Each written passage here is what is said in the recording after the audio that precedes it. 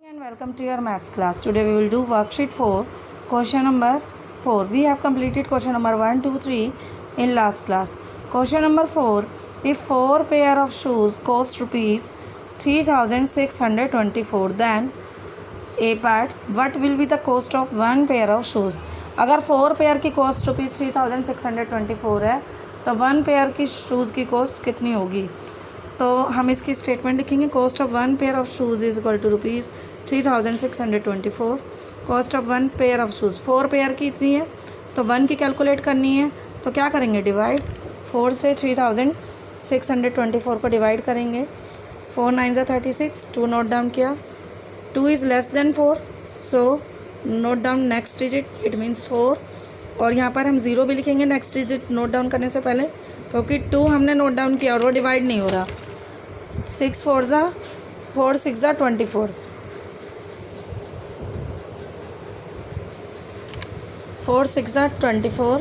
तो आंसर कितना आ गया? 1 pair of cost is rupees 906.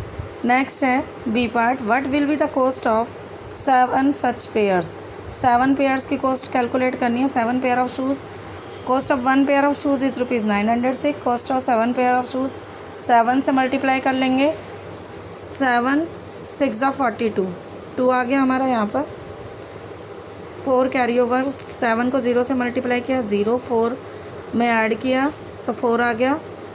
7 9 63. तो आंसर आ गया 6342. राइट. नेक्स्ट है C part. How many pair of shoes can be bought in rupees 5764. कितने पेयर ऑफ शूज़ खरीद सकते हैं हम 5764 में? इसकी स्टेटमेंट हम ऐसे लिखेंगे कि हमें शूज़ के पेयर कैलकुलेट करने हैं तो वो इक्वल टू के बाद लिखेंगे. जो हमें कैलकुलेट करना होता है वो इक्वल टू के हम बाद लिखते हैं. राइट.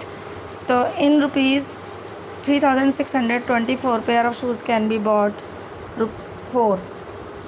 3624 पेयर रुपीज़ में कितने पेयर ऑफ शूज़ खरीद सकते हैं? 4. तो 1 pair of shoes can B purchase. 1 calculate करना है 1 रुपये में, तो 4 बाय 3624. 4 को हम 3624 से डिवाइड करेंगे. ये डिनोमिनेटर में आ जाएगा.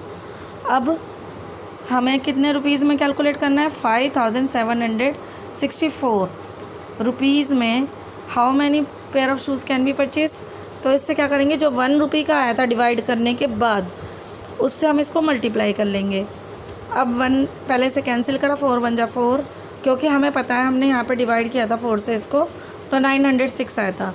तो डायरेक्ट हम 4 1 4 और ये कैंसिल होकर 906 आ गया.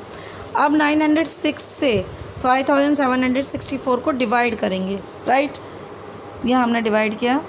6 9 54 होता है और ये 57 है, तो नियर नंबर क्या हो गया? 6 6 36. हमने ये लिख लिया. 6 9 54. अब माइनस करेंगे. 4 में से 6 माइनस नहीं हो सकता. बोरो करेंगे. 14 में 6 माइनस किया 8, या 5 में से 3 माइनस किया 2, 7 में से 4 माइनस किया 3. आंसर आ गया 328 रिमाइंडर. बट जो पेयर ऑफ शूज़ है वो क्या है हमारे? Only 6. We can purchase only 6 pair of shoes in rupees 5764 and rupees 328 left. Right. ये हमारा आंसर आ जाएगा. 6 pair of shoes can be purchased या bought and rupees 328 is left. Rita bought 12 dozen of mangoes for rupees 1278 and sold each mango at a loss of rupees 0.75. Rita ने 12 dozen mangoes ख़रीदे rupees 1278 के, और उसने हर mango पर जो loss उसको हुआ वो हुआ रुपीज़ 0.75 पर. Find the selling price of mangoes. आपको सेलिंग प्राइस मैंगोज़ का कैलकुलेट करना है, ना कि ईच मैंगो का. तो हम इसको कैसे करेंगे? पहले हम नंबर ऑफ़ मैंगोज़ कैलकुलेट करेंगे, क्योंकि जो लॉस है वो 1 मैंगो का गिवन है. राइट. तो नंबर ऑफ़ मैंगोज़ कैलकुलेट करने के लिए we know that 1 dozen is equal to 12 and 12 dozen mangoes is equal to 12 को 12 से मल्टीप्लाई कर लेंगे, 144 आंसर आ जाएगा मल्टीप्लाई करने के बाद। अब हम लिखेंगे CP of 12 dozen of mangoes is ₹1278। Loss of one mango का लॉस है ₹0.75। तो लॉस ऑफ 144 मैंगोज़ का कितना होगा, इसे 0.75 से मल्टीप्लाई कर लेंगे।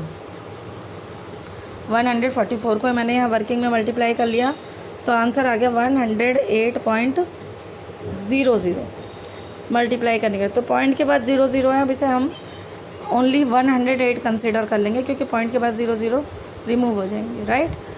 अब क्योंकि लॉस है और CP गिवन है तो SP का फार्मूला क्या होता है, CP minus loss. SP is equal to CP minus loss. CP है ₹1278, लॉस है 108। दोनों को हम माइनस करेंगे, 8 में से 8 माइनस किया 0, 7 में से 0 माइनस किया 7, 2 में से 1 माइनस किया 1 एंड 1 एज इट इज़। तो आंसर आ गया ₹1178।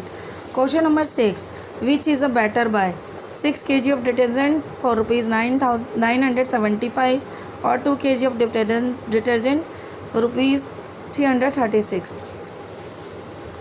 6 kg डिटर्जेंट 975 का, तो पहले 6 से हम इसको डिवाइड करेंगे। 6 1 जा 6, 9 में 6 माइनस किया 3, 7 नोट डाउन किया, 6 6 जा 36, 7 नोट डाउन, 7 में से 6 माइनस किया 5, 7 में 6 माइनस किया 1, 5 नोट डाउन किया, 15 बन गया, 6 2 जा 12।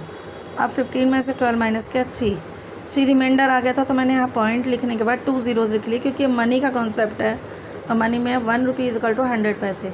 पॉइंट के बाद हमने 2 0 ले लिया। अब 0 नोट डाउन किया तो क्या हो जाएगा, ये 6 5 जा 30, राइट।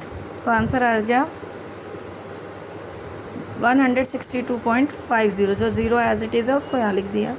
अब सेकंड जो है 2 किलोग्राम ऑफ डिटर्जेंट फॉर ₹336, 2 1 जा 2, 1 नोट डाउन, 1 आ गया माइनस करके, 3 नोट डाउन किया, ये 13 हो गया, 2 6 जा 12, 1 आ गया माइनस करके, अब 6 नोट डाउन किया, 2 8 जा 16 बन गया, राइट। आंसर आ गया 168। अब विच इज़ बेटर बाय, किसकी कॉस्ट प्राइस कम है, इसकी ज़्यादा कम है, ये तो 168 और 162.50। तो आंसर क्या आ गया, 6 kg of detergent for ₹975 is better by. Now you have to complete question number 4, 5 and 6 in your maths notebook. Thank you and have a nice day.